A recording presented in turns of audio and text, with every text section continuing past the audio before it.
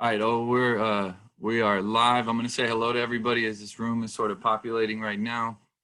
Um, Good afternoon from San Antonio, maybe good evening or good night, depending on what part of the world you're in. My name is Chris. I don't know if I've met all of you or not, but thanks for joining us today. I'm with Coach Ozan Habuslu, not only an excellent coach, but happens to be a very, very long time friend of mine. I'm not going to say how long because it'll let you guys know how old I am and how old Ozan is getting.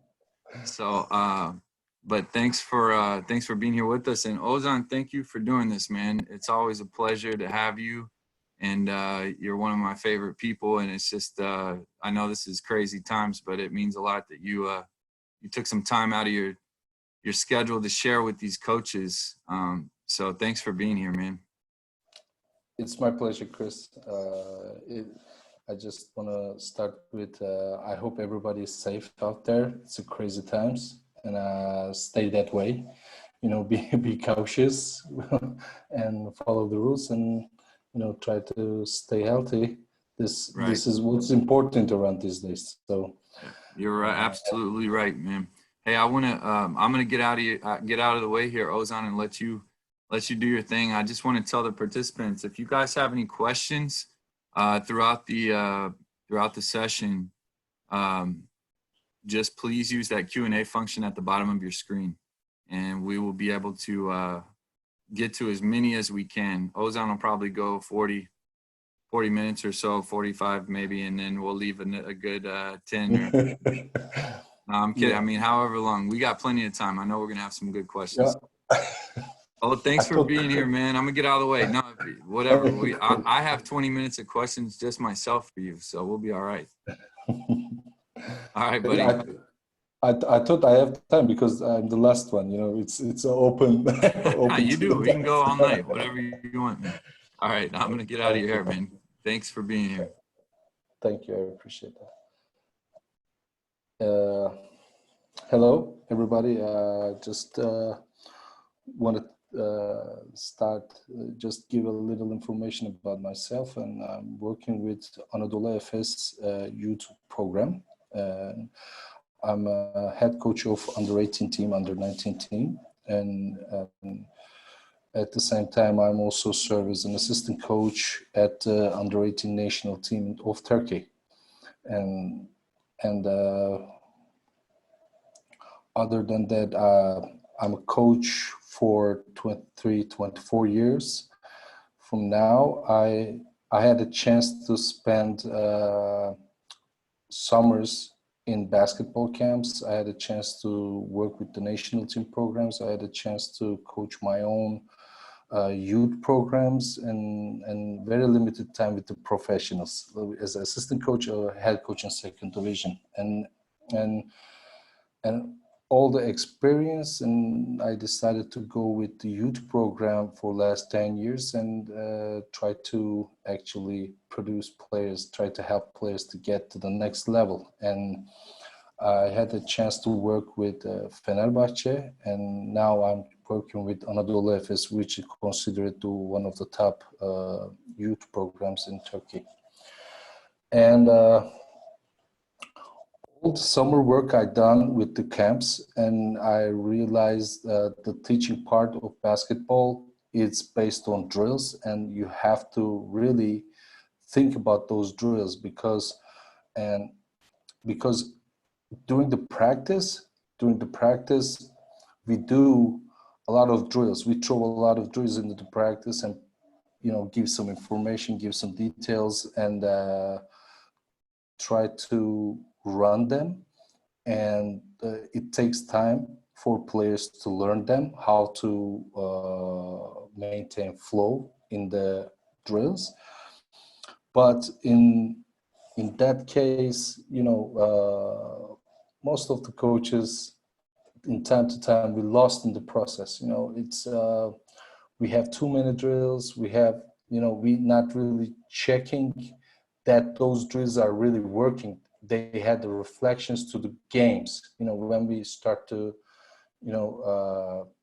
watching our games, and then we start seeing that actually the details we really want are not there. So this is actually my presentation tonight, and I just wanna, if everybody is okay with that, I would like to start.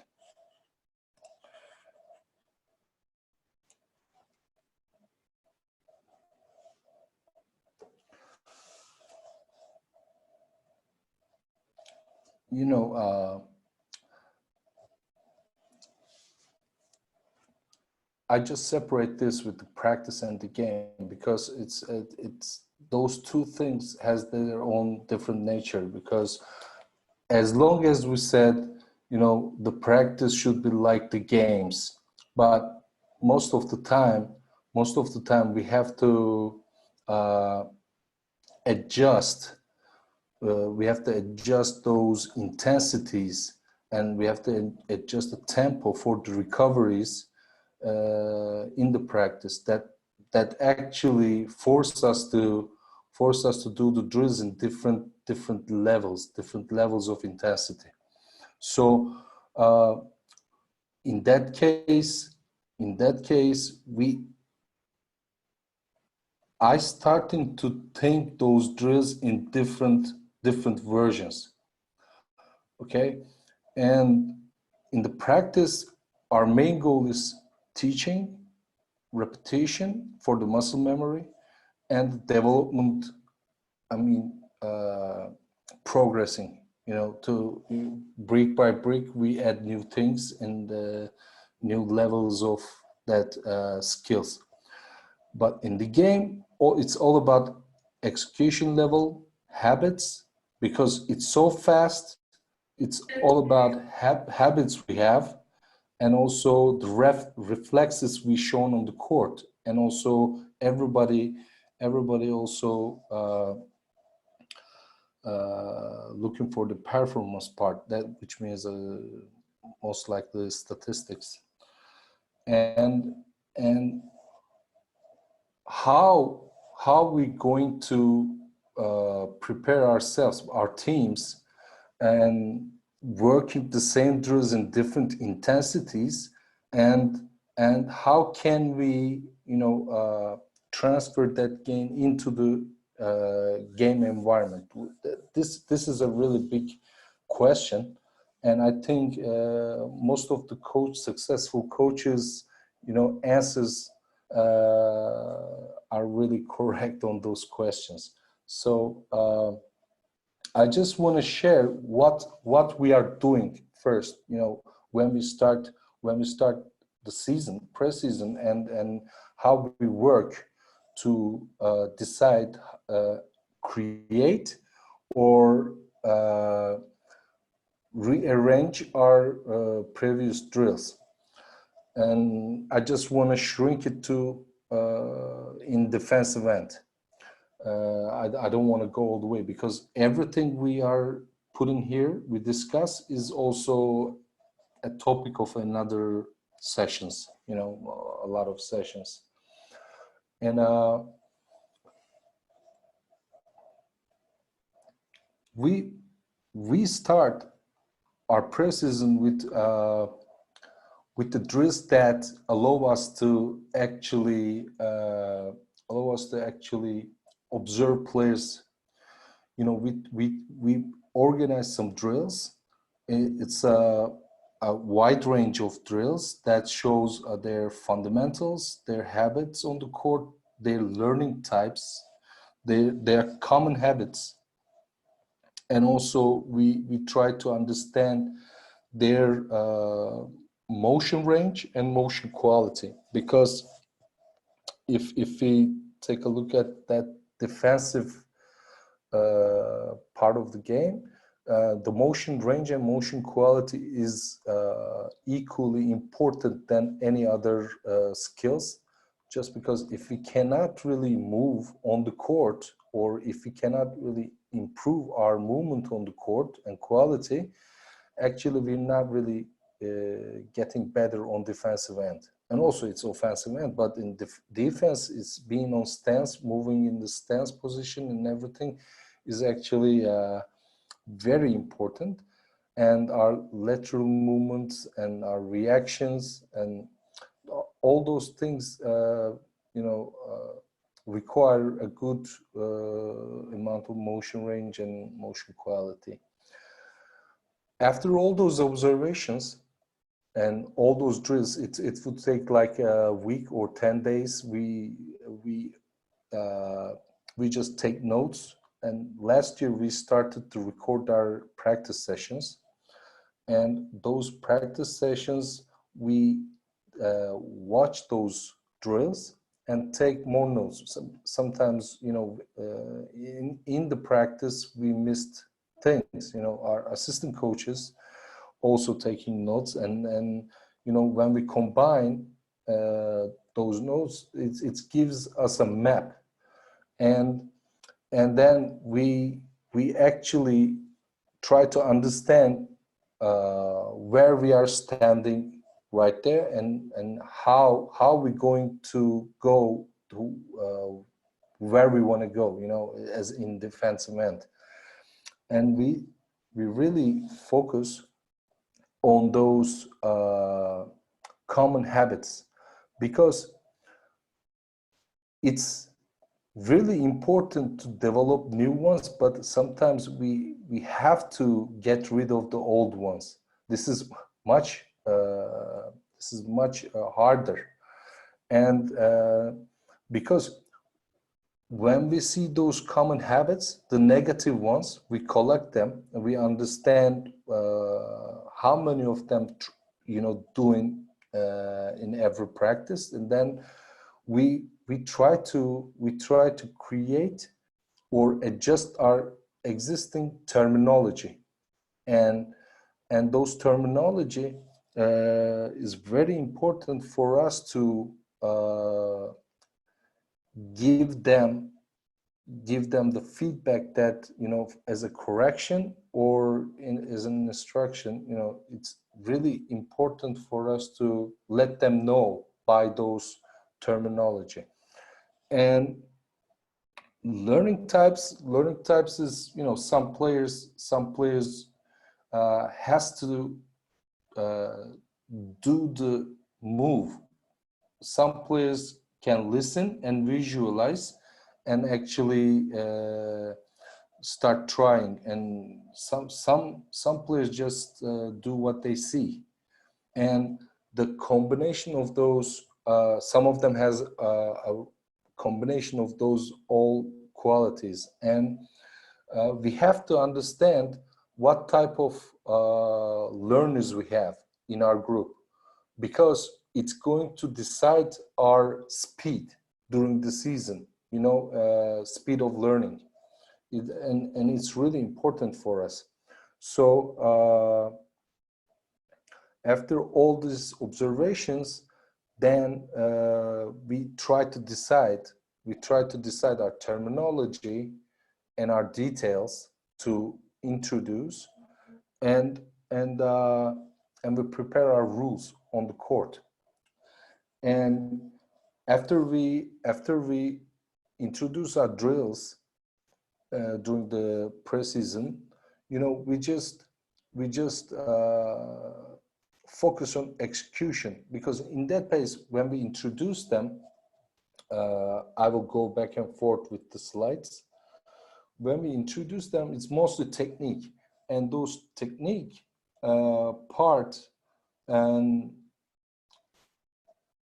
without the defense, we don't want to use the drills with the defense. So we just introduce the technique, try to start from the slow to go fast later, and at the same time, this is requiring deep learning. So we try to teach the players about practicing deep learning in those introduction drills. Later on, when we see some improvement, then we start with passive drills. Those passive drills, which means we have a defender, but offensive player, and this offensive player, let's say, shadowing. That means they have an instruction, just a detail, and we want them to do in that particular speed and that detail only, nothing else. You know, it's not a competition. We want our defensive players to just isolate those details and just work on them. So of course, there is also progression in this, and we have some mirror dealers. They are really intense, but still there is no contact, so only reaction. But we start the same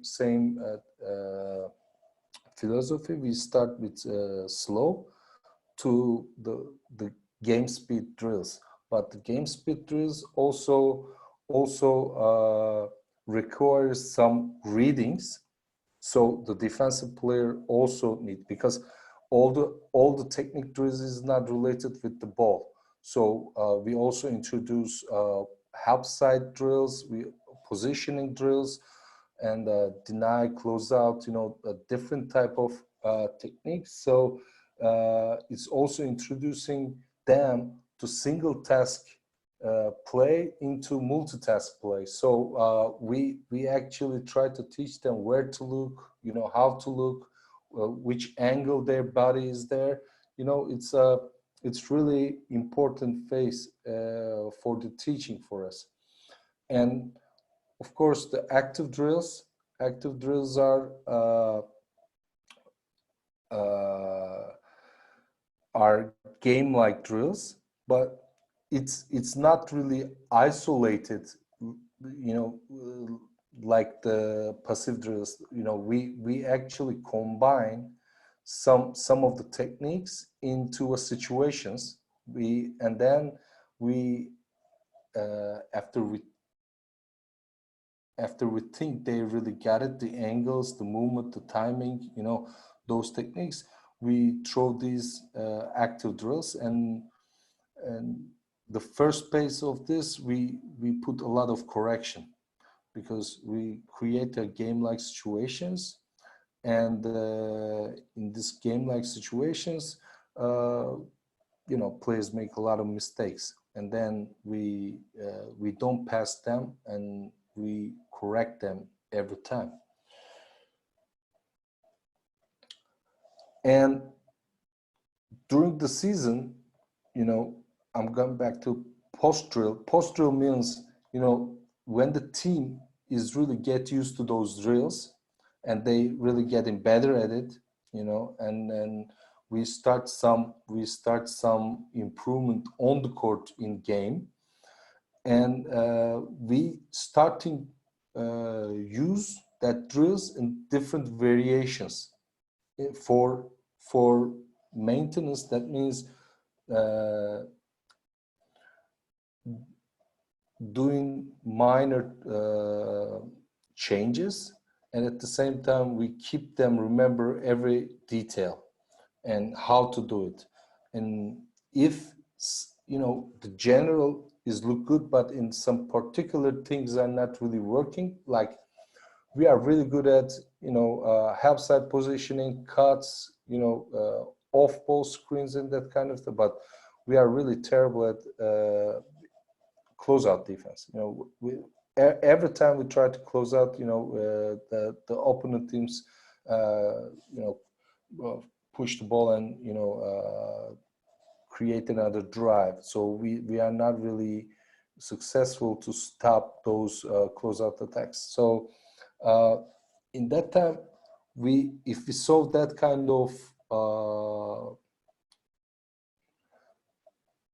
only one detail or two details are not really working, then we change the drill a little bit to just actually work on that, stress on that problems.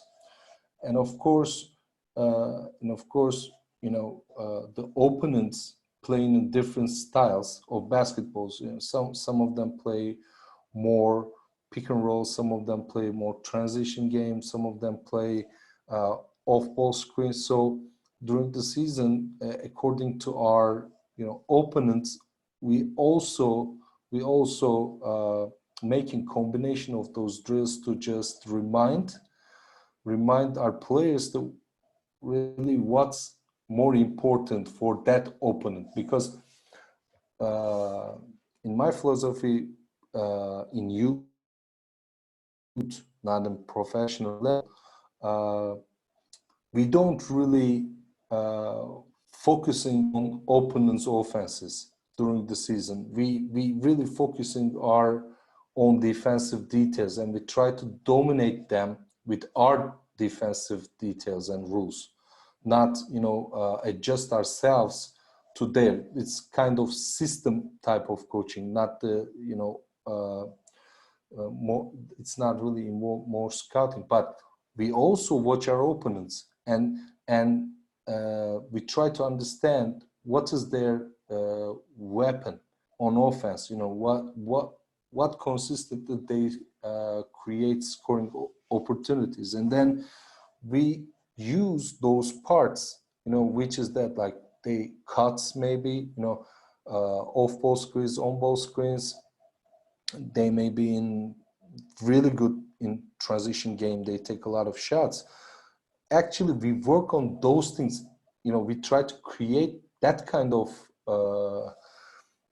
basketball in the practice, and we remind them our rules on those offensive matters. Okay, and this is how we evaluate our drills during the season. We actually doing some same kind of drills, but also we changing that at the same time. And the problem, when we travel, because our BGL under 18 team also travel during the season, home and away games in Turkey. So we have to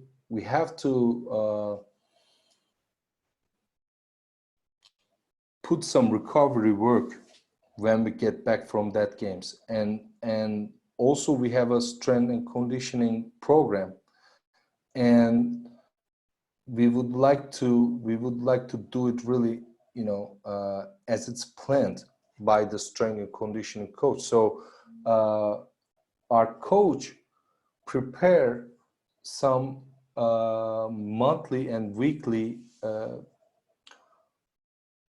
program for us, to which practice we can really actually increase the intensity, and which practice we should really be careful about the volume and intensity in the practice. So in that case,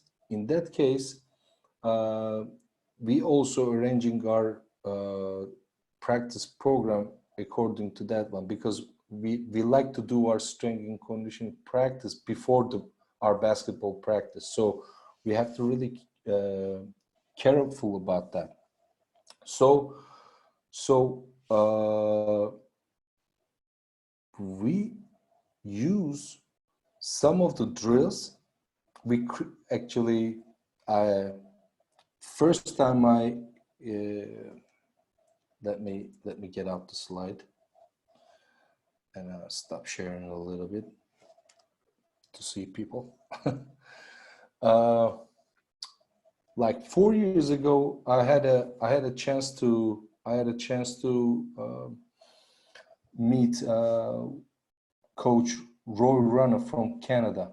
He did visit Istanbul, and then he stayed like maybe 10 days with our club, and at the same time he gave a clinic for youth department coaches, and the first time I saw defensive warm-up drills in that, let's say, in that kind of defensive warm-up drills. He organized 3-on-0 drills to just remind players in without the contact environment to some certain situations like help the helper, help and recover, and also low post coverage and pick and roll coverage. And it's not really intensive. It's not really intensive drills, but at the same time, it reminds your details to the players in some warm up time. So I start to think about that. The reason they create those drills because of the national team. In national team preparation time, you have a limited time.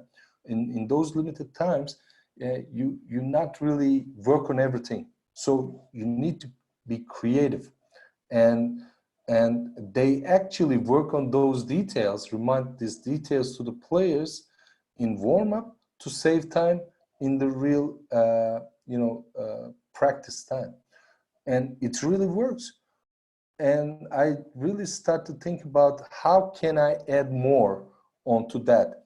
And after a couple of months, then I actually add transition part. Like I started to run the drill on defense, and then when you get the ball, you go for a transition. It was instinctively decision, not really think about that, because in Turkey we don't have a lot of court time, like 90 minutes tops. So you have to be really thorough on your practice plan, and if I start with fundamentals, then I have to be careful about defensive things, and I don't have much time for offense. It's becoming a messy, and then you play games, important games, stress building. You focusing a lot of different things, and it become messy. So in that way, I come up with some combinations. Like we work on those details while we recovery, coming back from the trip, or when we go away game, because we don't really want to let's say contact drills before the game, and mostly it's shooting and offensive end. But before the game, I really hate that we are not really working on defense to remind those players that are defensive details, and also focusing on the opponent team's strong parts. So then I call them defensive dummies. So it's non-contact 3-on-0, 4-on-0 offensive situations. The players are really acting like there's players on the court, offensive players on the court, and do those sequence of movements and reactions. And then we do those kind of drill with passive defense. So in that case, they really feel like, the crowded space, but not game move, not like a game intensity. But at the end, we do the performance we save it for the game. But at the end, they really, prepare themselves also in the defensive end, and it's really help us. I think it's really helped us. So same drills, different versions.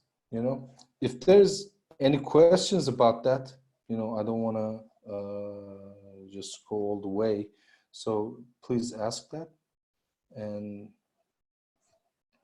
hey, Ozan, I got one real quick. I still got guys texting me and stuff while you're on. You talked about how even in pregame, you started thinking about putting some defensive, emphasis, because that's the majority of the game you're focusing on trying to stop the opponent. So can you talk just a little bit of why that might be important for coaches watching this. Maybe their teams aren't starting the game the way they'd like them to, you know, defensively.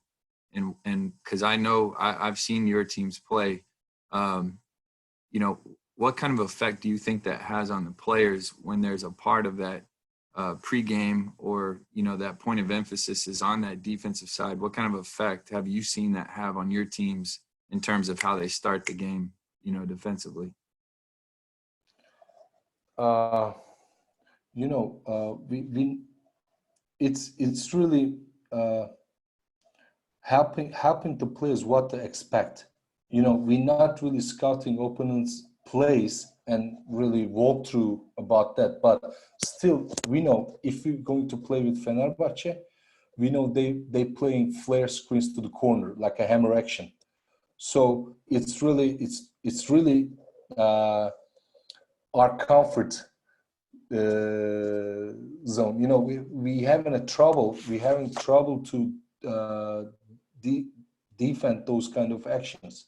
So we already know. So we talking about how to our drills, including how to defend back peaks, flare screens, a lot of flex offense, that kind of off ball screen actions, and we design not exactly they play, but to corner, from corner to baseline, those kind of angles. So they actually remind how we going to defend those kind of actions. So when we start the game, actually it helps a lot, yeah, especially for the first quarter. But we are full court defense team.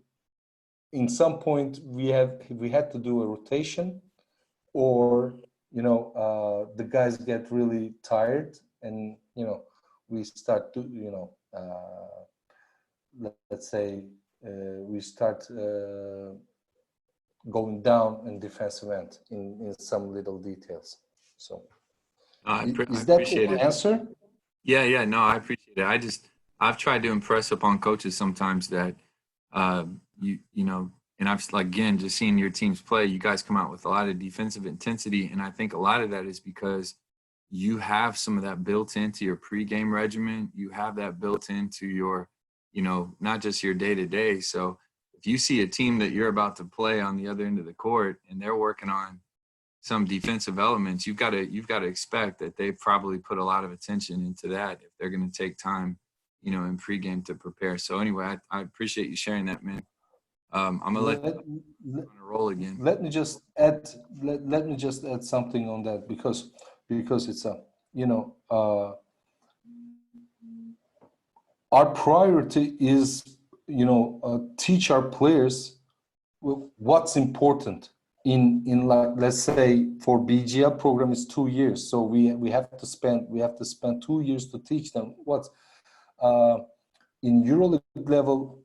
Our senior team playing mostly pick and roll, so we have to teach them to play pick and roll, and also how to defense, how to play defense on pick and roll. And we pick those coverages according to the hardest one to easiest one, and we start always with the hardest one, which is hard edge for us, hard edge coverage. So we spend more time to teach hard edge, but at the same time we spend a lot of time with offensive end to teach angles, screen timing, separation, adding the third player to the pick and roll. So we actually pick those things according to our senior team style of play.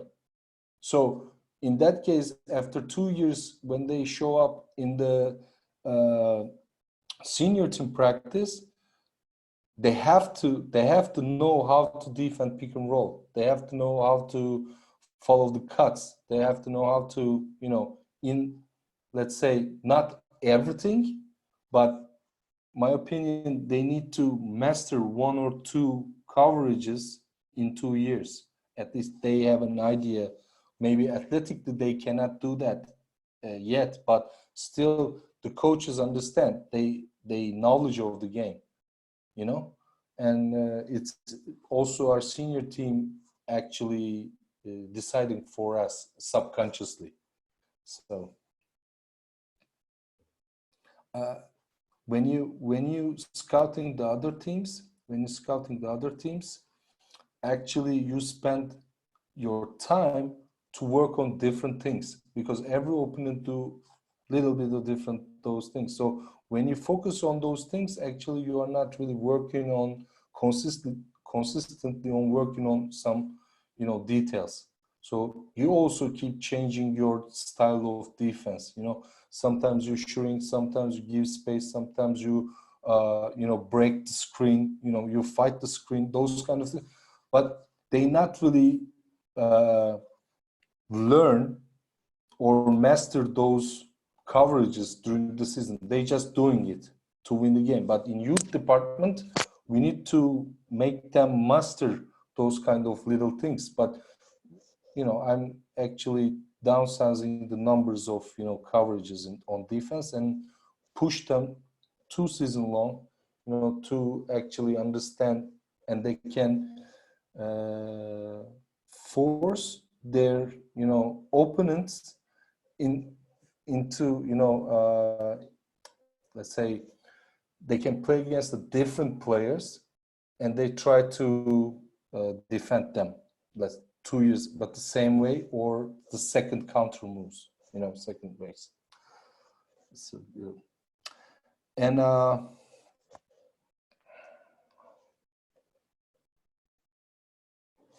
excuse me, I need to share again. What I really talking about? It's the drills. You know, I try to create drills. If I know some good drills, then I'm adding them and, you know, changing them during the season. But at the same time, I need to create some. In that case,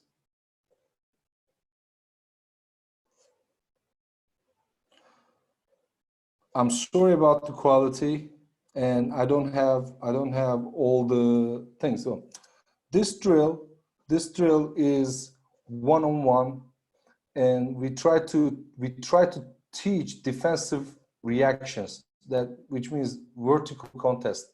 We want our defensive player to turn around from the coach with a certain footwork and try to understand offensive player, the location, the distance between the rim, and then we ask defense to catch him before the semicircle line, and don't react to the fakes, okay? Maintain the contact, and then if he's trying to shoot the ball, just, you know, jump vertically and try to contest. That's it. Not reaching. Don't try to get the ball. We don't want to try to block the shot. We don't want to try to, you know, it's a specific thing. Footwork, understanding the distance, location, and, you know, you have to adjust your pace to intervene, you know, in between, and then you have to maintain a contact and you know, make the shot harder for the offensive player. But this coverage, this video is from like early October, which is our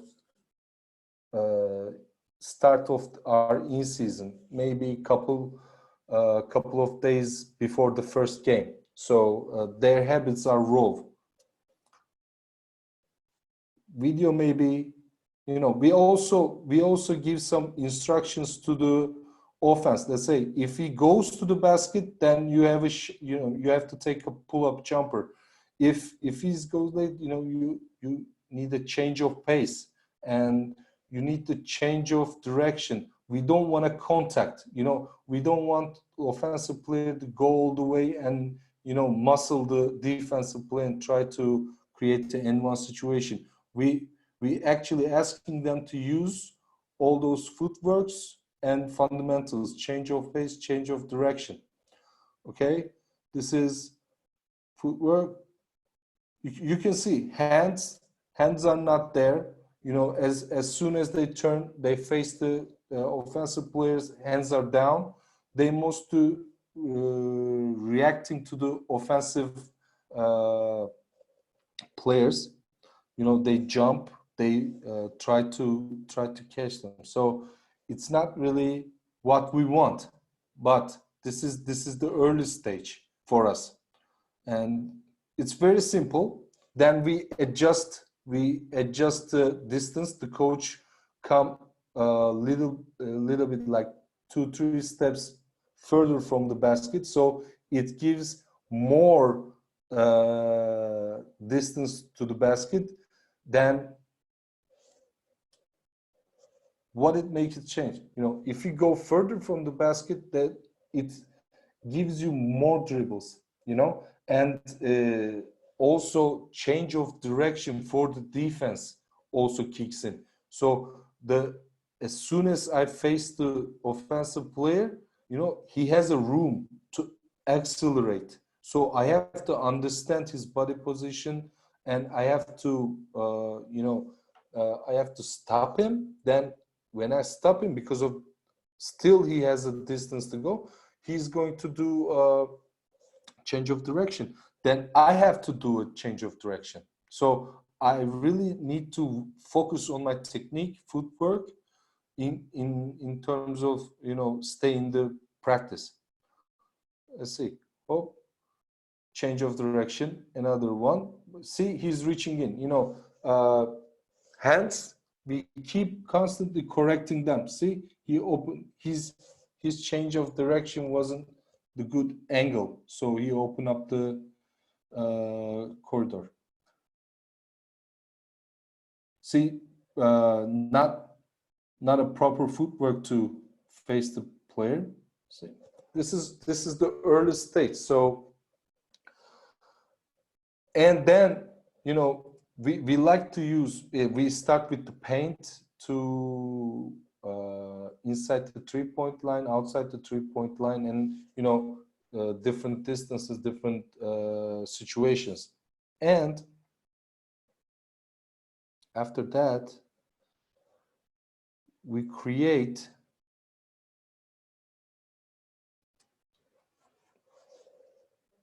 two-on-one situations.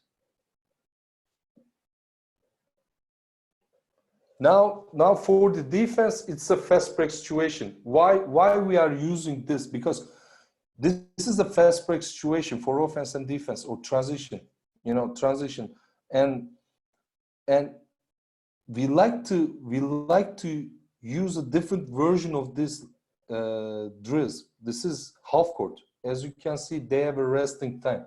That means we just came back from a away game, or maybe the next day we have a game, or next 2 days we have a game. So we don't want to, you know, use the full court in a high intensity, but we want to focus those details, defensive details and also offensive details, in half court version of it, and really isolate those kind of things. Because if you do it full court, then it's speed dribble, passing, you know, a lot of different elements going to in, and it's really hard to focus on the things that we really would like to focus. So same, as soon as both players, you know, pass him, the standing guy joined the offensive end. And we ask defensive players to understand, face the ball, and then, you know, use the hands to, you know, let's say fake the offensive player, you know, and make them avoid the shot early stage of the offense. And if he can move when the ball is in the air, then we ask him to vertical contest, maintain contact, stop him, and vertical contest. Still, they're not really doing well, but this is also 2-on-1 situation for offense. You know, we focus on our offensive rules also. You know, we don't want them to jump and try to find pass. They have to stop and pass, or they have to take the shot. This is very early stage. Even right now, when I'm watching it, you know, I want to stop and call my players and say this is actually what we are working heavily during the season. Our 3-on-3 sessions, like I told you guys before, we start with the half court defensive detail, and then we take it to the transition game, to the opposite. So we setting some rules for the drills. Let's say if you make the score on offense and there is no transition, so the new group of players coming in to the scene, let's say white team is playing defense for, let's say, 4 or 6 minutes, only defense, so they can focus on defensive detail continually, and then looking for defensive stop and finding the fast break points. And the next 4 or 6 minutes, the blue team going to play defense, and white team going to play offense. And every basket counts 1. But if the defensive team makes the stop and find the fast break points, they got 2 points. It's really helping us in both sides, not just offense, not just defense, because in offense, we can talk about shot quality, because some of the players are really forcing their shots, and those in real games, those causing fast break opportunities. And this is a perfect drill to teach them, because, you know, when they start forcing, it's automatically fast break, because it's 3-on-3. You know, it's really you know, less player, bigger court for them in 3-on-3. So this is a closeout. We start with hand in hand, closeout, drive, help, you know, kick out, cuts. Okay, basket, stop, new group coming in. They have to keep coming running, but see, close out. We also introduce, you know, I'm going to explain maybe with the next one. Okay, if he drives to the baseline, this is you know, dribble containment situation for us. The baseline help player going to contain the dribble. And if he goes to the middle, to the elbow, we ask the defensive player on the free throw line to jump to the ball and try to you know, steal the ball, or make him stop, or force him to make a low pass. So every 3-on-3 drill we do in different situations, but we really asking the same thing, you know, close out. If the baseline drive, help the helper, or if the middle drive, then jump to the ball, stop the penetration, and recover after that. So those details are not really changing. In every situation, we find those you know, things, and also low post action, help the helper. This group is, we have older players in blue, and right now they're dominating the white. I had the limited practice. I have the limited practice footage, so I have to go with those things. And now we initiating the fast break. Chris, is there any question? Yeah, Ozan, what you were talking about their habits earlier, because this is the beginning of your season, and as a coach, you're constantly trying to change their habits and improve them.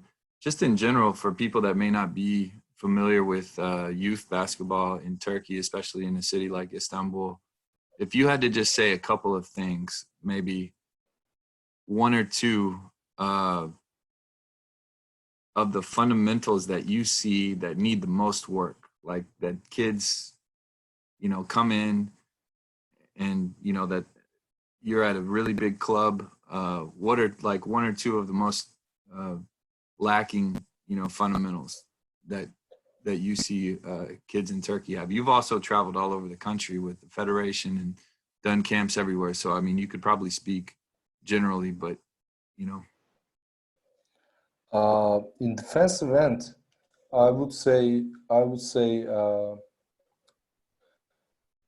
close-out defense and proper, athletic stance and lateral movement and multitask thinking, like let's say help side positioning, help side defense, see the ball, see your man, position yourself according to rim. It's, when you ask the players, they knew about it, but on the court you're not really seeing on those kind of things. It's more of an individual one-on-one defense. The team defense is really missing when we got the kids, because the clubs like us, they had a good program coming in 4 or 5 years, under 11, under 12, under 13, under 14. So they develop a lot of habits in, good one-on-one basketball. So, but we need to make them start thinking about team basketball, like under 15, under 16, and BGL level.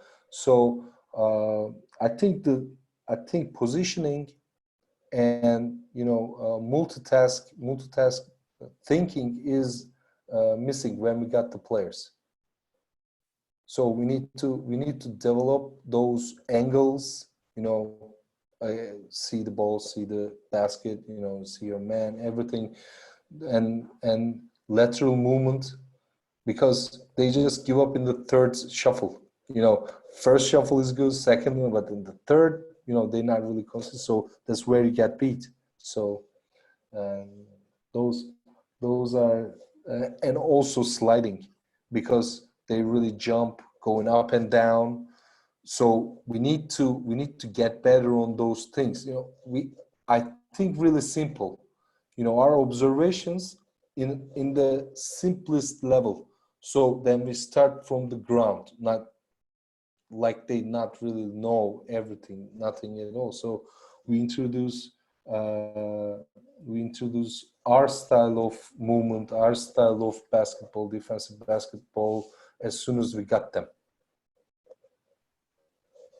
that makes sense. I've seen the same thing being over there, some of it with you. I always kind of laugh at coaches that are screaming at their guys for, why'd you let them go by you? But you never really taught them how to get in the stance, or work on some of those things. The other thing, Ozan, that's been coming up a lot in these sessions, especially we have such an international audience. Even looking at the names of participants in this room, we've got a bunch of different countries represented. How important do you think it is in your practices at this age group to emphasize or to talk about like the mental side of the game in terms of their confidence? You mentioned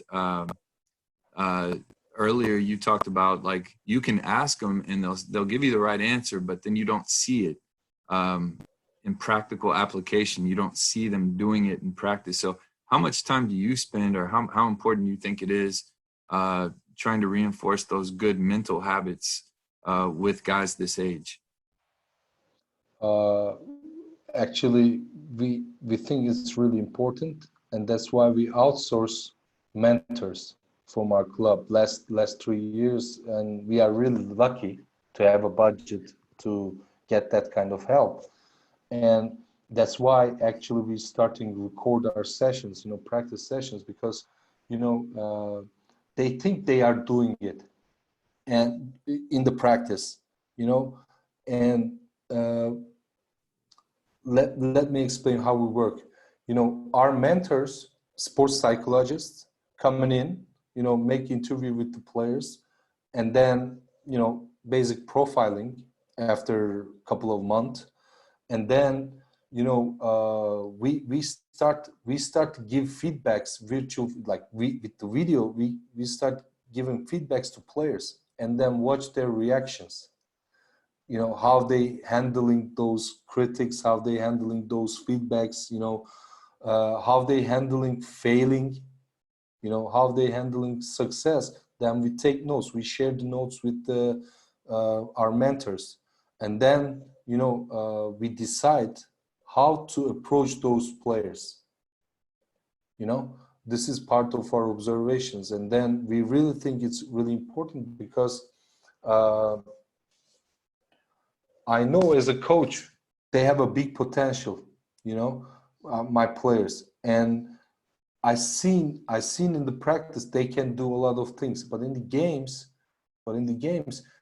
mm, it's a group psychology. You know, if someone panicked, you know, the others starts panicking, others lose their focus, so in the mental part with the youth program is kicks in that moment, you know.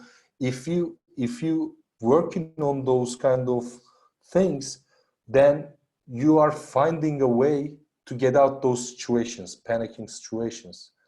We lost one game this year in that particular panicking scenario. You know, the all the team, all the players is just like, you know, we were undefeated at that point. You know, we had a 20 game streak, but there were no reason to lose that game. But the panic kicks in, and then we use that game, you know, we use that game as an example how it works, and then we start from there. It was become our ground zero, and, you know, we work on those mental things once again and again. That's great. That was a great answer to that. Oh, thank you. Man, we probably just have a few minutes left. If there's any last things that you want to share. Don't cut me short, because, you know, we seen those practices. I'm not going to show all the video because it's long, but I need to show game videos, because Yeah. I actually reference these drills to the in the game situations. So this is our closeout. This is our closeout. Then let me show a little bit this. This is our denial situation. You know, we use this drill a lot to deflections, you know, being aggressive on, you know, on the one pass away player. So let me show from the start. Let me show. This is really important, these situations. Okay, ball comes in from the outside, they turn the cones, deny situation, jump to the ball, come back, drive, jump to the ball, come back, shoot, rebound, fast break, or yeah. We also ask them to do our fast break details on those situations. You know, how are we going to run the lanes? How are we going to do something? You know, denial. See, the hands are down. He got beat in the second dribble, no lateral movement, and fast break. They really looking for the fast break. And let fast forward. This is denial. This is, we use down pick, and then we try to feed the low post player. Also, this is pick and pop, you know, pick and slip situation. Let me go. Again, now we hit the post. What, you know, we try to execute what is our low post coverage. We usually close the middle, help comes from the baseline, you know, but this situation is not really giving them. We use 4-on-4 on this, you know, we send someone to corner, and then we, you know, ask for the help. You know, this is also progressive. We use these drills, some of them one-on-one, 2-on-2 and 3-on-3 and 4-on-4, full court, you know, same. This is for pigs. See, he jumped to the ball, he goes for the dribble. We ask them to be aggressive all the time. This is pin down.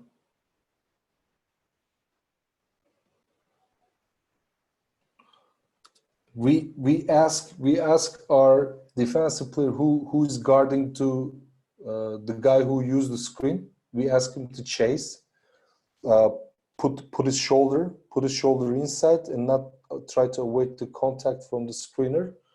And this is really important for us because, you know, we don't want them to cheat on those off ball screen situations. You know, we try to make them understand, if we do master those kind of things, when we using the other adjustments, they are going to work. But if we don't master one or two coverages, you know, and if you don't have a communication, then we fail every coverage. Still, baseline, close out, baseline help, fast break. I don't know how the video works. Is it flowing or just sometimes I'm stopping it? It's going okay. Like I said earlier, it'll hesitate a little bit, but that, I mean, you can tell the flow of the drill. Yeah. So right now in the fast break, they couldn't find the fast break option. We asked them to not to stop the ball. So if there's an early post up, feed the inside. This is rub off shuffle option. So we add flare or baseline, you know, the different type of screen angles out of it, and fast break options again. Hey, while you're rolling through these, one of the coaches is asking what are some things you do during these progression drills, like as you go to the next one, to work on communication in these drills? Okay, it's not like United States, you know, ball, you know, help, but our guys are not really verbal, but we try to really encourage them to become verbal, okay? And we try to use our terminology. It's not English. We try to translate it to Turkish, try to find the catchy terms. And of course we use help, we use ball, and we ask them to actually tell his teammate his location. Location is really important, key, because you know, most of the players, when they first comes from the, you know, under 14, under 15, they just talk nonsense, you know, they yelling at it, you know, they just try to create an hype on defense to, you know, to get pumped up and create more aggressiveness and an energy, try to be loud. But for after under 16 and, you know, under 18 BGL team, we need to really communicate, give information. So we ask them, if the guy's in the help for the baseline, we ask him to say, we ask him to tell him he's at the baseline. You know, he doesn't need to say, I'm in the help, you know, I'm in the help. No, he has to say, I'm in the baseline, because in that case, I know someone in the baseline, and then I try to close the middle to push him to turn to baseline. If I don't hear anything from nobody, and then I try to play one-on-one to just really close in some part, not closing baseline, not closing, because I don't know if there is help player behind me. So about the communication, the locations and the positions are really important. We just try to put together a terminology to reference the locations or the positions. Like if I'm one pass away and the player is just using the down screen and receive the ball and catch the face, and his defense, if I say I'm in the jump, that means I'm defending the guy who's on the top of the key, and also I'm stepping to the basketball, and I'm be able to really help him. So he closing the sideline part, and he pushed to the middle, so I'm in the jump. If I don't say I'm jump, so he's tried to cover the basket, not one, closing one side or nor the another. Okay, so this is how we try to use that communication part. We really communicate our locations and our positions, helping positions. So we integrate those locations and positions into a one terminology and try to teach those terminology through these drills. And this is how we work on game like hard hedge situations. It's a running screen. We ask them to do on the move, split, the third player, no contest, taking the shot. Again,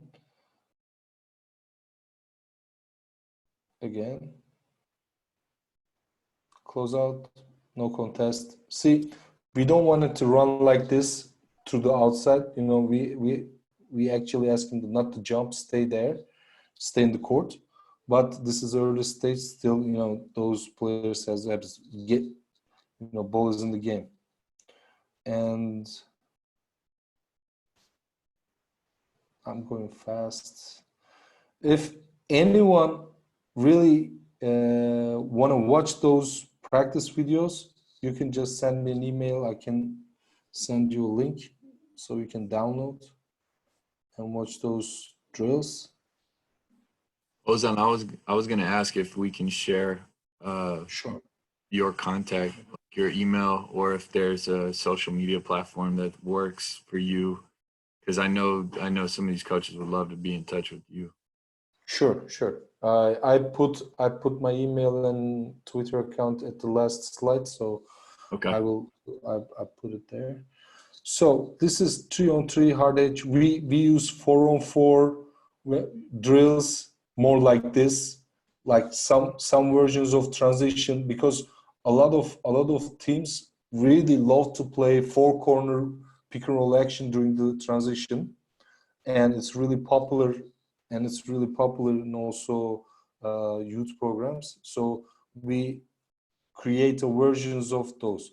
Okay, this I just picked 2 games. It's a short. I think it's a short video. For us, most important games of the season: Tofaş for this year and Fenerbahçe. So let me start. This is hard hedge and vertical contest for the situation. We are blue. Our opponent Tofaş is white.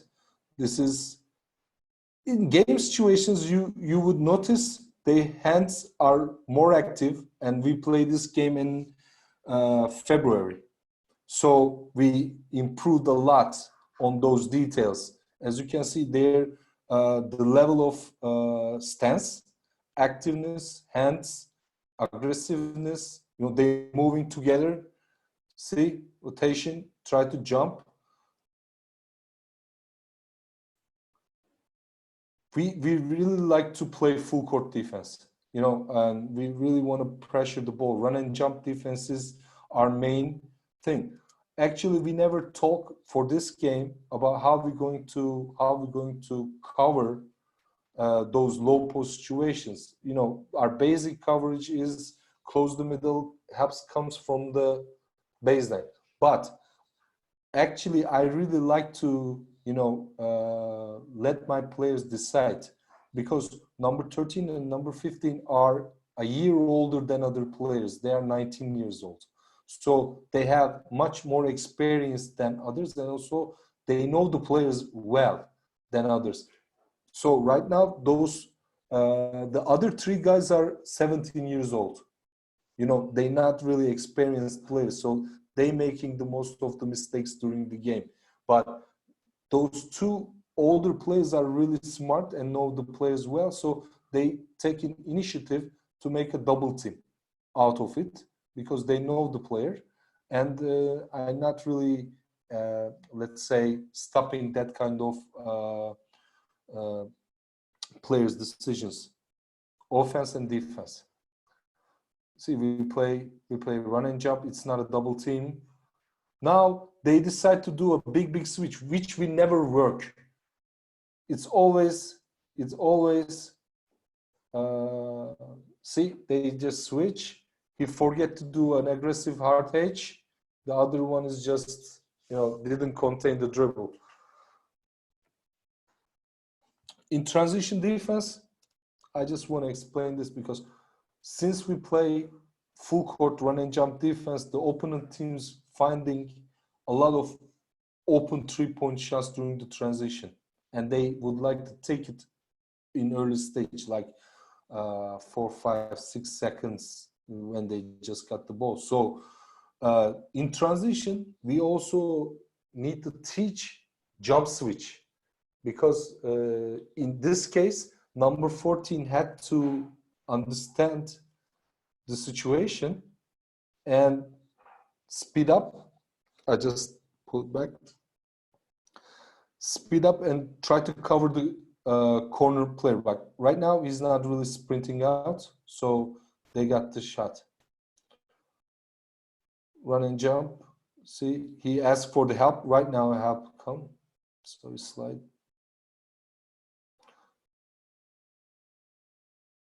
They jumping. Now they matching up. Number 32 actually, decide to go aggressive, and it paid off. Now they switch and switch again.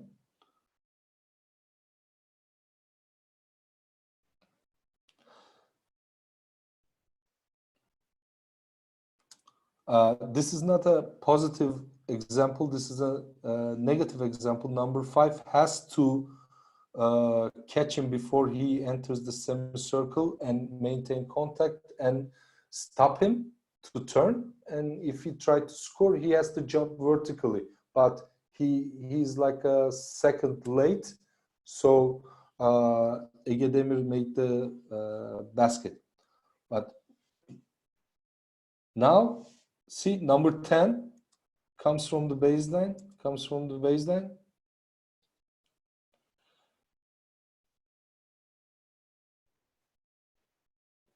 The talker, hope, stop. He just maintain contact and stop, not reacting. So he's just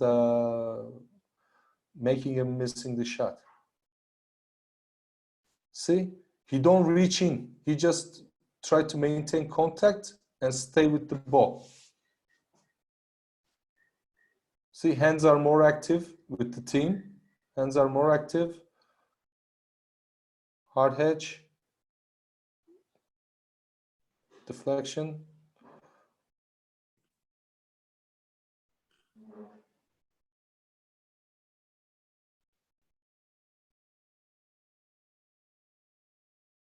See, he comes from the help side and cause a jump ball. We got the ball, run and jump. Third player reaching. Again. See, he already understands he having a trouble with the, controlling the ball. He just left his player from the corner and attacked the dribbler and got the ball. So we really encourage that kind of aggressiveness, because we are working on it. Month after month, we became more confident, because you will see white team players, maybe in couple of years, they're going to play in Euro Cup, some of them. You know, it's really high level team for BGL. So they have a lot of talented players. So this is the game. We have to play really good defense. So actually our players understand the importance of the game. They mentally ready for the challenge, and also they're really focused on details right now. Ozan, you mentioned earlier, because we are running out of time, and I could do this all day with you. You know that, but Yeah. you mentioned earlier maybe the possibility if some of these coaches do reach out to you via email. Yeah, Would you be willing to share some of these videos with these guys? sure. Okay. Yeah. Okay. Great. I got like 3 minutes left with the video. Do you want me Okay. to stop, or No, do you no. want? Yeah. No. Finish. We probably got about five total. Okay. We got to hop out of this room. Yeah. There's a question. I just saw it. So Oh yeah. do you work out switching defense? Yes, we do, but it's not our first coverage. You know, it's not our first coverage. It's our secondary coverage. If we're having a trouble with in that particular game, then we try to really using switching defense.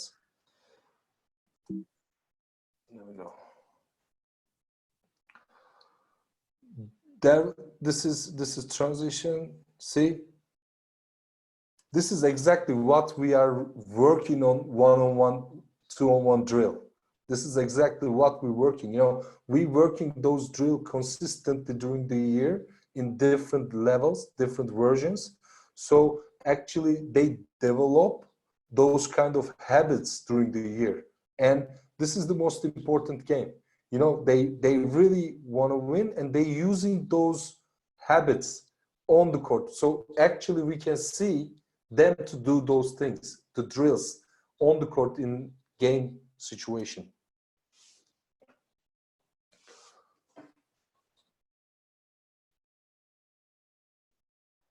See, down pick, follow the same guy. They go for the double team again. You know, force him to pass. Now, this is 17 years old player, so he's not really experienced play against older players. So he's doing what we ask, chasing, but at the same time he just a second late. So with under 16, there is not really offensive players who can take those kind of shots and make it. So he's just, you know,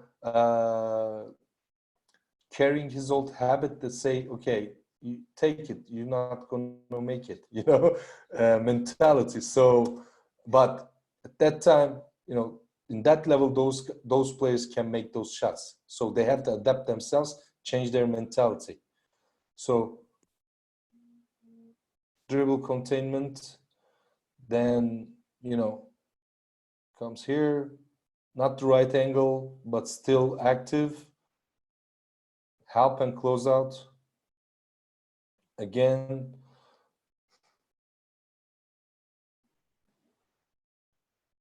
flare, close out. Ozan, on that run and jump, is that a call that you guys make from the bench, or is that like a consistent? You're in it, you're going off of a make, or how do you guys call that run and jump?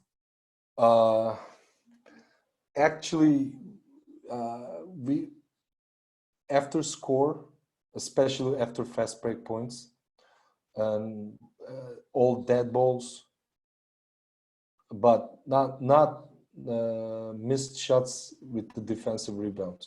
You know, Gotcha. if you know the player is going to decide. You know, if they not really running for the fast break or early transition game, we may also try to catch them during the half court line. You know, players are really get used to and communicate to, you know, they deciding. We're not really pushing the timing. They really deciding when to attack. What Ozan, on second part of that question on the run and jump, do you guys have a call for who's gonna go trap, or is it something that you work on scenario wise? You know. We have rules. We have rules, and we closing the sideline. You know, when the offensive guard gets the ball, we close the sideline, not the middle. Yeah. Why? Because if he goes from the sideline, you have to extend your help to the sideline, you know, to cover that. So which creates a big gap on the court. So we try to close the sideline, direct him to the middle, and we have another player, you know, position himself to the middle. So he actually sent, let's say, I'm in the jump. That means when I close the sideline, there will be a guy.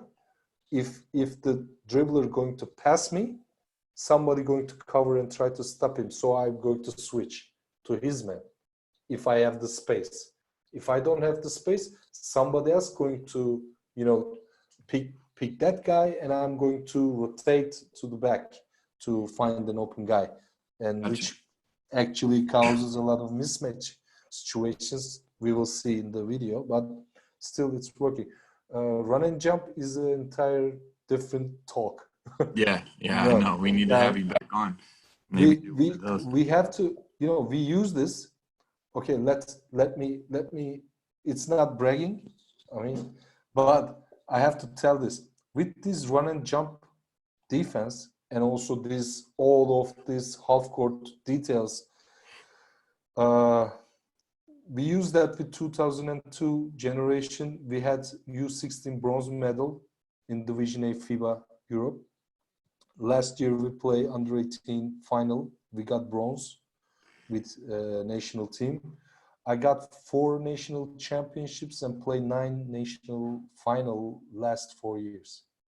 So it's all combined, same defensive, you know, system. So it's really effective in youth level, and I believe also in college level. No, for sure. We run it too.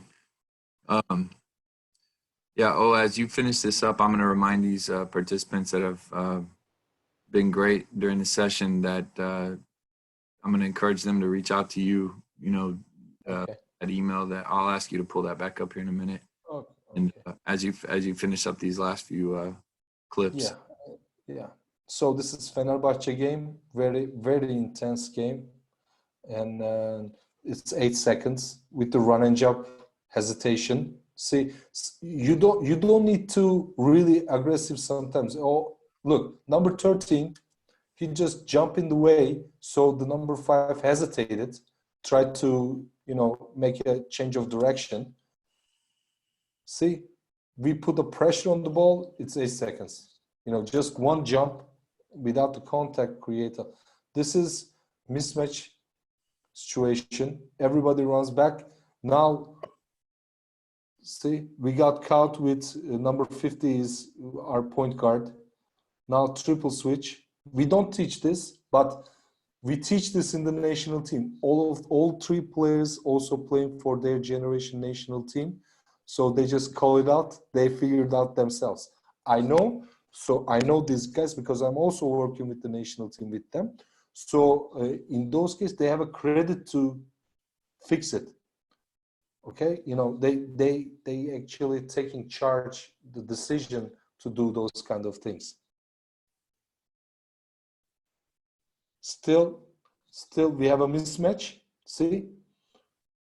And we don't just vertical contest, you know, it's just there. Try to maintain contact. This Fenerbahce post-up players are really effective.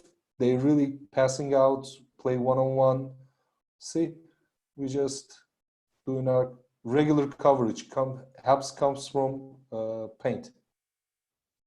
And as you can see, you see our perimeter players playing a lot of jump to the ball.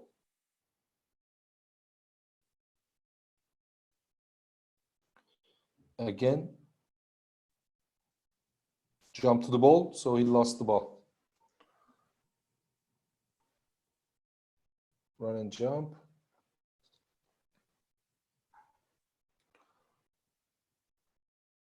Double team and help.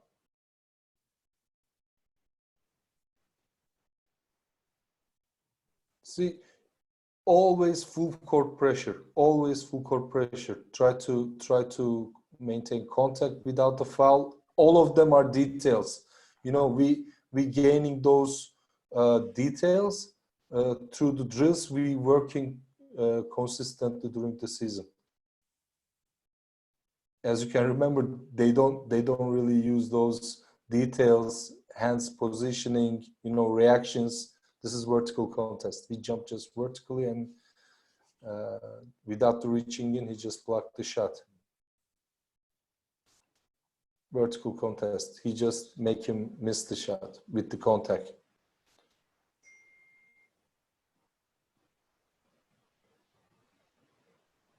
See, help, contest, rebound. Really denying. Long pass. See, he's hesitating. He's trying to find the open shot. See, we are covering right now. Jump to the ball. We just intervene the pass. So he made a mistake, but he goes vertically, not try to reach in. So he blocked the shot. It was actually a game possession, game ball. You know, see, it's fourth quarter. Let me see, 72-70. You know, there's a minute to go. Then, you know, we converted to fast break points. Now they're taking an early shot. They got the offensive rebounds, 4 points game, under minute. And look, see, jump to the ball, very aggressive. You know, make him pass lob, still contest the shot, rebound, fast break. It was dunk. 6 points game, deflection, and we closed the game with the defense. Good job, Coach. Ozan, thanks, man, for doing this. Can you throw your email up on the screen for these guys? Sure. While you're doing that too, man, I want to say thank you again, because I know your time is valuable and things are hectic over there. You mentioned at the beginning of the presentation for everyone to be safe. And I definitely need you to do the same, man. Thank you. I really appreciate that. You know, it was my pleasure to actually sharing, you know, a little bit of thought with you guys. And it's a great platform you guys created. You know, we really need these kind of things during that period. So to learn, to understand, to think about it, to grow, you know, it's a great time to learn new things, you know, great time to listen new people and understand their point of view, you know, little things making a big difference. So thank you for giving me that opportunity, Chris. No, Ozan, thanks as always, man. I can't wait to get out there and see you. Hopefully that'll happen sooner than later. But in the meantime, you know, we'll be in touch, and I really appreciate you, man. Thanks for doing this. Thank you. Stay safe, right. everybody. Take care. Bye.